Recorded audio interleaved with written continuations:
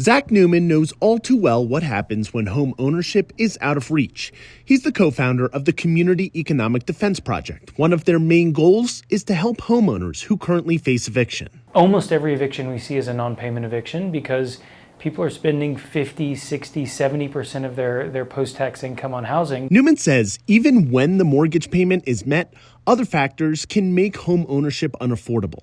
They've been making payments and their HOA has charged them fees, and now suddenly they're getting foreclosed on because they can't afford these additional HOA fees. Real estate giant Redfin recently compared median mortgages versus rental payments in the 50 largest cities in the country. Only 4, Cleveland, Detroit, Houston, and Philadelphia, show the mortgage rates can be less expensive than renting.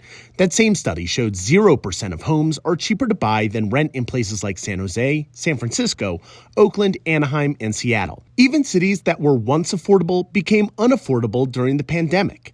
Cities like Sacramento, Las Vegas, Phoenix, and Austin all saw a huge population increase as remote work moved to more desirable cities. Newman says supply and demand could be the biggest factor, and there are simply not enough homes available. And now with interest rates having gone up so much, a lot of folks who have those good 2, 3, 4% pandemic mortgages don't want to move.